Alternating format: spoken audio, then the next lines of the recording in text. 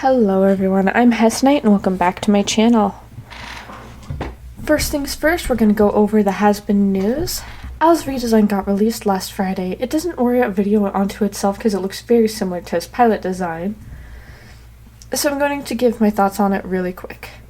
He looks more angular, more threatening, and I believe the night white is a nice touch. From anime's perspective, it looks easier to animate, which I would believe is the point. I like it, and you will never convince me he isn't hiding a tail under that jacket. Before I really start the topic of this video, I will go over the rules and the disclaimer. I will only be using facts that Viv herself has stated or agreed with. Given that these facts are years old, they might have changed or be irrelevant now that we might be getting the series soon. But I just want all this information to be out there based off the Honeycast and Vivzie streams. If I missed a fact, let me know in the comments or on my Twitter at HAZBINart, and I'll credit you in the next episode. This week we're going over HAZBIN Hotel Cleanup Part 4. This would be considered a Honeycast. This was Ed's, the pilot voice of Alistair's, first time on the stream. So there ended up being a lot of Alistair-centric content this time. Because of that, I'm actually going to leave all the Alistair stuff to the end so that I can do it all in one go. So sorry, I tripped over my words. I'm going to do all the other character stuff first. We're going to start with Vox, who Viv confirms that at the time of this stream isn't planned to show up till later in the show. Another character with just one question is Travis, who we're asked if we're going to see more of. She said yes, and when asked about his wife, she said we probably won't see his wife. And they made jokes about how they should always reference his wife, but never show her. Maggie happens to be Salvadorian, like Vivzie herself, which, according to Google, is the correct way to refer to people from El Salvador. That being said, if it's incorrect, please do correct me.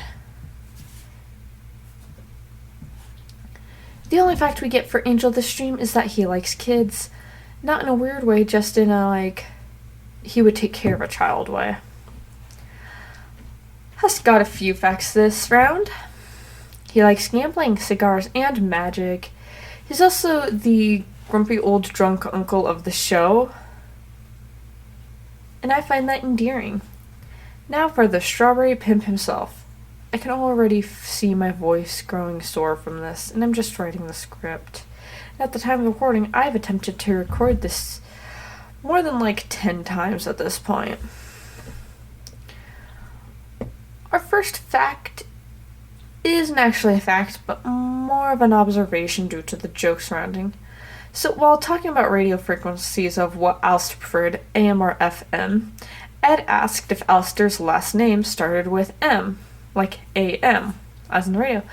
Viv said maybe in a very coy-sounding voice, which leads me to personally to believe that his last name starts with M. If you've read my fanfics, you know that I, in general, just stick with the name Mitrajon.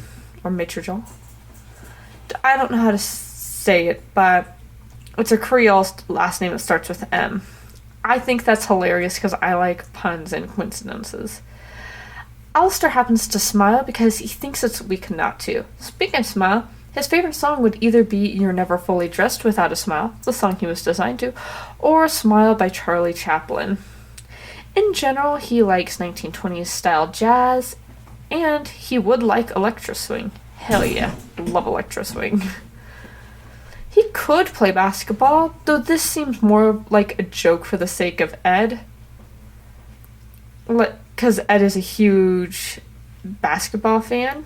Another thing for the sake of Ed is Viv finally gave in and said, okay, the hair flew up our ears. Can we let it go now? After Ed freaked out about how they were not ears before. Everything he says to Angel is most likely a backhanded compliment. He also doesn't understand modern slang. Makes sense. If you try to touch him, he will freak you out in order to avoid it. Speaking of freaking him out, he would have, or it themes fit him very well, but instead of killing children, he would just traumatize them in a different way. and make them live with what happened. And I'm quoting Ashley for how she said that. We'll end today with Alistair's love life.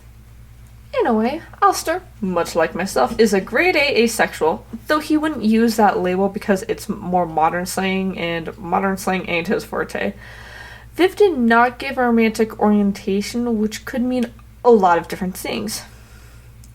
She gives the excuse, I'm not sure if it's exactly in this stream because I listened to it months ago, or if it's in a different stream, that she didn't want to ruin anyone's fun, which could mean he's either heteroromantic or homoromantic, meaning he wouldn't be romantically attracted to either Charlie or Angel. I'm just mentioning the most common pairs of his for each orientation. Or he's on the aromantic spectrum. I'm inclined to think he's on the aromantic spectrum, given the fact that Viv thinks he's so full of himself and loves himself a lot, and no one would be able to be on his level. However, when asked if he had a lover in life or has one in death, she said, in side note, I wanted this exact quote, so I had to listen to the second half of the stream over and over again to find it, because I wanted the exact words she used and the tone she used. But it's one of the few requests not pinned in the comments. Anyways, she said, and I quote, as of right now, no. And it's hard to say. Instead of an outright no. However, this is coming from somebody who's pan-romantic, so I may just be reading into this as an Alistair fan/simp. Hey, aromantic community, I have the stream linked in the description below. It's about 2 hours and 23 minutes in. Go ahead, listen to it. Give me your thoughts in the comments. If anything, I think demi-romantic. Did I just ramble about the romantic orientation of my favorite character, who became my favorite character in the first place because he was the first character I had ever met that was unapologetically ace? Anyway, that's the video. I'll see y'all next time. I should not make these right before going to bed.